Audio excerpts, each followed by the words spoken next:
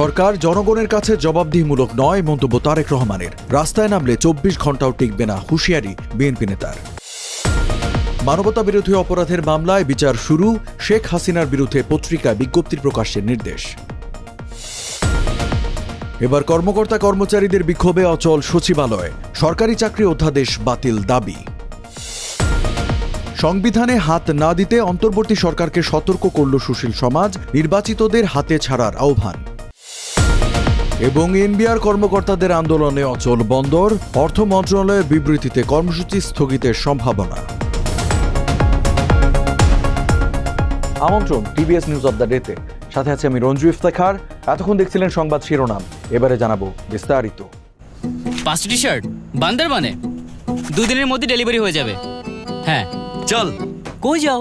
বান্দরবানে urgent delivery না, এর চেয়ে তাড়াতাড়ি আর কিভাবে যাবে বল? মামা, দেশি পাঠাও কুরিয়ার, ঢাকার বাইরে 2 দিনের মধ্যে ডেলিভারি হয়ে যাবে। এভাবেই পাঠাও আপনার লাইফস্টাইলে প্রাউড অংশীদার। পাঠাও চলো দেশি ভাইবে, চলবে 14 থেকে 31 মে পর্যন্ত।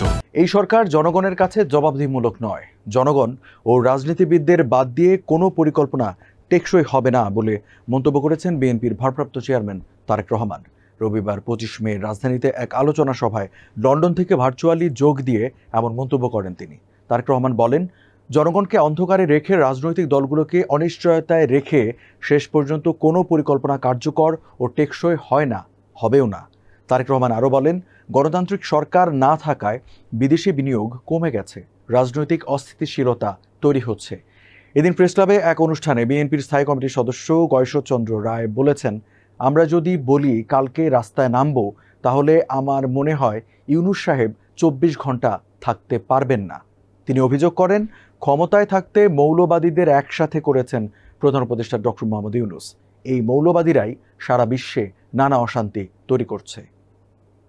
জুলাই গণ অভ্যুত্থানের সময় রাজধানীর চানখারপুল এলাকায় সংঘটিত মানবতা বিরোধী অপরাধের মামলায় আনুষ্ঠানিক অভিযোগ আমলে নিয়েছেন আন্তর্জাতিক অপরাধ ট্রাইব্যুনাল। বিচারপতি মোহাম্মদ গোলাম মুর্তজা মজুমদারের নেতৃত্বে 3 সদস্যের ট্রাইব্যুনাল রবিবার 25 মে এই আনুষ্ঠানিক অভিযোগ আমলে নেন। চিফ প্রসিকিউটর মোহাম্মদ তাজুল ইসলাম ট্রাইব্যুনালের শুনানিতে এই আনুষ্ঠানিক অভিযোগ উপস্থাপন করেন। বিস্তারিত শোনার পর ট্রাইব্যুনাল বলেন, আনুষ্ঠানিক অভিযোগ আমলে নেওয়ার কারণ রয়েছে, তাই তা আমলে নেওয়া হলো। এদিন আদালত অবমাননার মামলায় সাবেক প্রধানমন্ত্রী শেখ হাসিনা ও সাবেক ছাত্রলীগ নেতা শাকিল আলম বুলবুলকে হাজির হতে সংবাদপত্রে বিজ্ঞপ্তি দিতে বলেছে আন্তর্জাতিক অপরাধ ট্রাইব্যুনাল। প্রধান কৌঁসুলির আবেদনের পরিপ্রেক্ষিতে বিচারপতি মোহাম্মদ গোলাম মুর্তজা মজুমদারের নেতৃত্বাধীন 3 সদস্যের ট্রাইব্যুনাল রবিবার এই আদেশ দেন। এদিন আসামিরা নিজেরা বা আইনজীবীর মাধ্যমে আদালতে হাজিরা দেননি। আদালত পরবর্তী আদেশের জন্য আগামী 3 জুন দিন ঠিক করেছেন। সরকারি চাকরি সংশোধন অধ্যাদেশ 2025 প্রত্যাহারের দাবিতে সচিবালয়ের ভেতরে বিক্ষোভ দেখিয়েছেন কর্মকর্তা কর্মচারীরা। বাংলাদেশ সচিবালয়ে কর্মকর্তা কর্মচারী সংযুক্ত পরিষদের ব্যানারে এই আন্দোলন হচ্ছে। রবিবার 25 মে সকাল 9টা থেকে সচিবালয়ের 6 নম্বর ভবনের সামনে কর্মকর্তা কর্মচারীরা জড়ো হতে থাকেন। এক পর্যায়ে মিছিল নিয়ে তারা সচিবালয়ের ভেতরেও ঘুরে আসেন। নতুন অধ্যাদেশের মাধ্যমে সরকারি কর্মকর্তা কর্মচারীদের বিরুদ্ধে সহজেই শাস্তি, এমনকি চাকরি থেকে বরখাস্ত করার সুযোগ তৈরি করা হয়েছে বলে কর্মকর্তা কর্মচারীদের পক্ষ থেকে অভিযোগ করা হচ্ছে। শনিবার বিশেষ কর্মদিবসেও বিক্ষোভ করেছিলেন কর্মকর্তা কর্মচারীরা। এর আগে বৃহস্পতিবার সরকারি চাকরি আইন সংশোধন করে অধ্যাদেশ আকারে জারি করার প্রস্তাবে সায় দিয়েছে উপদেষ্টা পরিষদ। এখন রাষ্ট্রপতির অনুমোদনের আনুষ্ঠানিকতা সারা হলেই তা অধ্যাদেশ আকারে জারি করা হবে। সংবিধানে হাত দেওয়া অন্তর্বর্তী সরকারের উচিত হবে না বলে মন্তব্য করেছেন Bangladesh institute of peace and security স্টাডিজের সভাপতি মেজর জেনারেল অবসরপ্রাপ্ত আ.ন.ম মনিরুজ্জামান। এ প্রসঙ্গে তিনি বলেছেন, সংবিধান শুধু পরিবর্তন করতে পারেন জনপ্রতিনিধি বা যারা নির্বাচনের মাধ্যমে নির্বাচিত হয়ে আসবেন। তাছাড়া অন্য কারো কোনো অধিকার বা ইখতিয়ার নেই এটাকে বড় ধরনের পরিবর্তন করার। রবিবার 25 মে রাজধানীর খামারবাড়ির কৃষিবিদ ইনস্টিটিউশন বাংলাদেশ মিলনায়তনে সংস্কার বিষয়ে সুশীল সমাজের প্রতিনিধিদের সঙ্গে জাতীয় ঐক্যমত্য কমিশনের সঙ্গে আলোচনায় এ কথা বলেন মনিরুজ্জামান। সব সংস্কার বর্তমান অন্তর্বর্তী সরকার করতে পারবে সেই উচ্চাশা করা ঠিক হবে না বলে মনে করেন তিনি।